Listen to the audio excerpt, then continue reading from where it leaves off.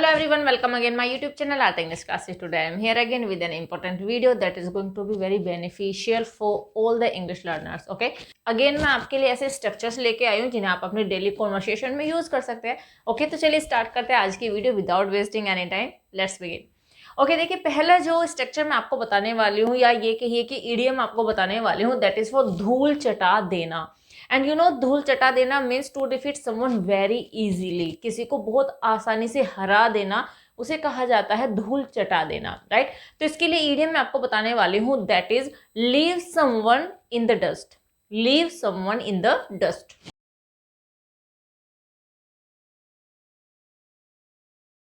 Right, तो इसके लिए हम इडियम यूज करेंगे leave someone in the dust. And देखिए, समवन की जगह हम जिसको भी धूल चटाई जाएगी सेंटेंस में उसको ही ऑब्जेक्ट की तरह हम यहाँ पे लीव के बाद यूज करने वाले हैं.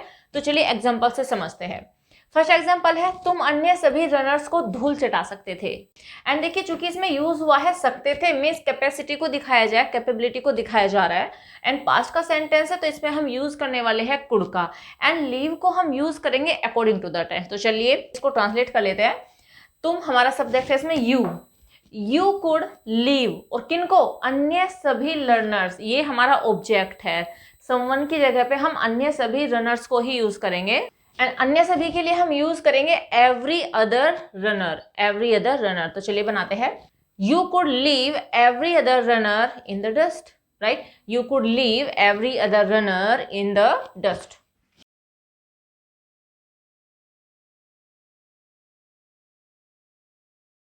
Right sentence is you could leave every other runner in the dust. हो समझ में आ गया होगा. नेक्स्ट देखिए, वह तुम्हें धूल चटा देगा. मीन्स किसी के आपस में कंपटीशन की बात हो रही है और उसको वार्निंग देते हुए कहा जा रहा है कि वह तुम्हें धूल चटा देगा, मीन्स वो तुम्हें इजीली हरा देगा. ओके, तो देखिए फ्यूचर का है, विल शैल का यूज करेंगे, बट यू है तो विल का यूज करेंगे. He will leave you in the dust. He will leave you in the dust.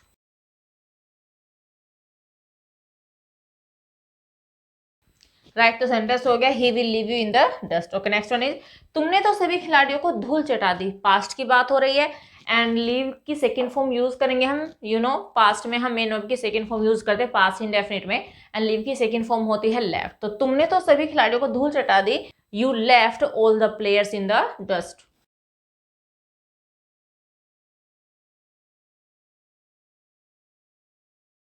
Right sentence है you left all the players in the dust. And देखिए ये sentence idiom आपको पता होना चाहिए. आप इसको नेगेटिव सेंटेंस में भी यूज कर सकते हैं, इंटरोगेटिव भी बना सकते हैं. जैसे कि अगर मैं यही कहूँ, क्या तुम उसे धूल नहीं चटा सकते, है ना, क्या तुम उसे धूल नहीं चटा सकते, तो देखिए ये इंटरोगेटिव सेंटेंस है. कैन से बनाएंगे, can you not leave him in the dust. Can you not leave him in the dust. ऐसे भी आप बना सकते हैं. मीन्स आपको पता होना चाहिए कि धूल चटाने के लिए हम यूज करते हैं leave someone in the dust, और आप जैसे चाहे इसको यूज कर सकते हैं. होप समझ में आ गया होगा आपको. स्क्रीनशॉट लेना चाहते हो तो ले लीजिए. होप यूजफुल होने वाला है ये स्ट्रक्चर आपके लिए. तो चलिए नेक्स्ट स्ट्रक्चर देखते हैं. नेक्स्ट इडियम हम कवर करेंगे फॉर पीछा छोड़ना या फिर बख्श देना. देखिए इंग्लिश एक बहुत ही फनी लैंग्वेज है, रियल में बहुत ही फनी लैंग्वेज है. यहाँ पे एक ही इडियम के, एक ही वर्ब के अलग अलग सेंटेंसेस में अलग अलग मीनिंग निकलते हैं. तो अगर एक जगह पे किसी वर्ड का मीनिंग कुछ और है तो दूसरे सेंस में जब उसको यूज करते तो उसका मीनिंग कुछ और हो जाता है. सेम ऐसा ही होने वाला है हमारे इस इडियम के साथ में, क्योंकि ये जो इडियम मैं आपको बताने वाली हूँ इसका मीनिंग होता है पीछा छोड़ना. ये भी आप यूज कर सकते हैं कि पीछा छोड़ना, उसके लिए भी हम इसे यूज करेंगे. एंड बख्श देना, वैसे तो देखा जाए तो दोनों की सेंस सेम सेम सी ही है, पीछा छोड़ना या फिर बख्श देना. और हम बहुत बार बोल देते हैं कि किसी से परेशान हो गए, भाई मुझे बख्श दो, है ना, तो ऐसे हम इसको यूज करते हैं. तो इसके लिए इडियम जो आपको यूज करना है, get off someone's back. Get off someone's back. Right, तो हम यूज करेंगे get off someone's back. Means जिसका पीछे छोड़ने की बात होगी, जिसे बख्शने की बात होगी, उसे हम यहाँ पे यूज करेंगे. और ये यहाँ पे पॉजेसिव एडजेक्टिव यूज होने वाला है. तो चलिए एग्जांपल से समझते हैं. फर्स्ट एग्जांपल है, वह मेरा पीछा ही नहीं छोड़ रहा. राइट, कोई है जो मतलब कि पीछे पड़ा हुआ है, परेशान करने पर तुला हुआ है, तो हम परेशान होकर कह रहे हैं कि भाई वो तो मेरा पीछा ही नहीं छोड़ रहा. अब देखिए प्रेजेंट कॉन्टिन्यूअस का सेंटेंस है, इज आर हम यूज करेंगे और गेट को हम यूज करेंगे अकॉर्डिंग टू द टेंस. तो चलिए बनाते हैं. He is not getting off my back. किसका पीछा नहीं छोड़ा? मेरा। और मेरा का पॉजेसिव एडजेक्टिव क्या होता है? माय। ठीक है, तो सेंटेंस हो गया है he is not getting of my bag, he is not getting of my bag.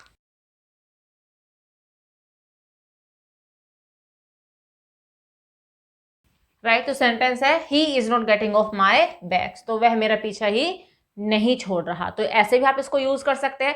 अब देखिए सेकंड सेंटेंस, भगवान के लिए मुझे बख्श दो, मीन्स तुमने मुझे बहुत परेशान कर लिया है, तो बस भगवान मेरे ऊपर दया खाओ, भगवान के लिए मुझे बख्श दो भाई। तो उस सेंस में हमने इसको यूज किया है। तो सेंटेंस हो जाएगा, देखिए इंपेरेटिव सेंटेंस है, राइट। इंपेरेटिव सेंटेंसेस में वर्ब स्टार्टिंग में ही यूज होती है, तो चलिए हम गिव गेट को स्टार्टिंग में ही यूज करेंगे। गेट किसका पीछा छोड़ दो? मुझे बख्श दो भाई, मेरा पीछा छोड़ दो, मुझे बख्श दो, राइट। तो माई ही यूज होने वाला है। Get off my back, get off my back for God sake, get off my back for God sec.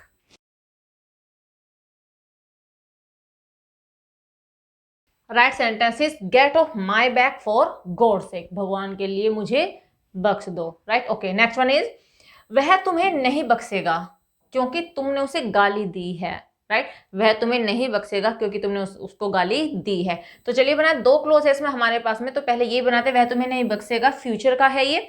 He will not get off your back, किसको नहीं बख्शेगा? तुम्हें। और तुम्हें का पॉजेसिव एडजेक्टिव होता है your. He will not get off your back, he will not get off your back as you abused him, as you abused him.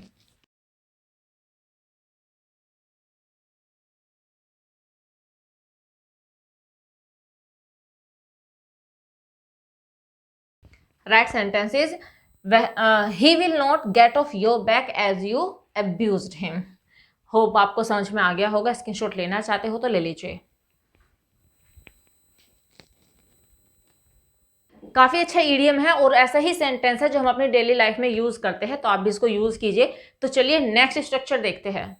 Next idiom जो हम कवर करेंगे दैट इज फॉर सब कुछ दांव पर लगाना, राइट। सब कुछ दांव पर लगा देना means to use all your means in one field, ठीक है, या इन वन एरिया। मीन्स आपके पास जो कुछ भी है वो आप किसी एक फील्ड में, किसी एक एरिया में, फिर किसी एक चीज के ऊपर ही लगा दोगे तो उसे कहा जाता है सब कुछ दांव पर लगाना, राइट। तो इसके लिए इडियम हम यूज करते हैं put all one's egg in one basket, put all one's egg in one basket। देखिए जो यहाँ पे once यूज हुआ है, यहाँ पे हम पॉजेसिव एडजेक्टिव यूज करेंगे जो कि डिपेंड करेगा हमारे सब्जेक्ट के ऊपर, राइट। जो भी सब्जेक्ट होगा उसके अकॉर्डिंग जो भी पॉजेसिव एडजेक्टिव लगाएंगे वो हम वंस की जगह पर ही यूज करेंगे। ओके, एग्जांपल से समझते हैं। फर्स्ट एग्जांपल है, उसने अपना सब कुछ दांव पर लगा दिया। मीन्स उसके पास जो कुछ भी था, जो भी प्रॉपर्टी थी, जो भी वेल्थ था, जो कुछ भी था, उसने सब कुछ दांव पर लगा दिया। तो चलिए बनाते हैं, पास्ट का है एंड पुट को हम according to the tense use करेंगे। यू नो पुट की जो तीनों फॉर्म होती है पुट ही रहती है, राइट। तो चलिए बनाते हैं, उसने अपना सब कुछ दांव पर लगा दिया। ही पुट ऑल हिज, किसने? उसने। अब मैं ही को यूज करूँ सब्जेक्ट की तरह, तो ही का जो पॉजेसिव एडजेक्टिव होगा वो होगा his. He put all his eggs in one basket, he put all his eggs in one basket।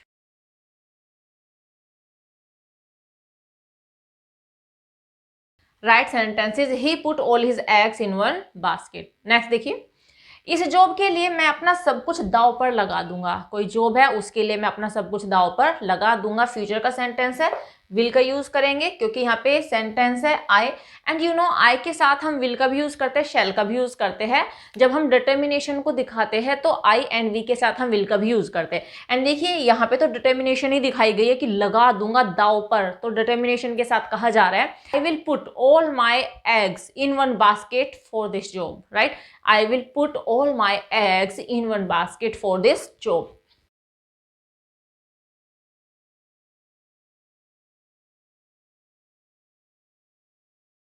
Right sentence is I will put all my eggs in one basket for this job। Okay, hope समझ में आ गया होगा। Next example देखिए। Next है, तुम्हें अपना सब कुछ दांव पर नहीं लगाना चाहिए था, है ना।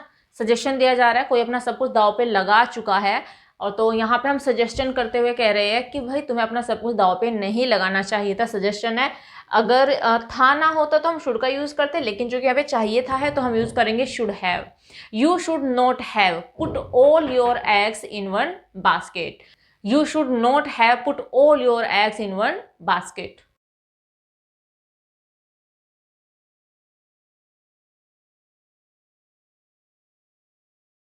Right sentence is you should not have put all your eggs in one basket. Hope समझ में आ गया होगा आपको। स्क्रीनशॉट लेना चाहते हो तो ले लीजिए।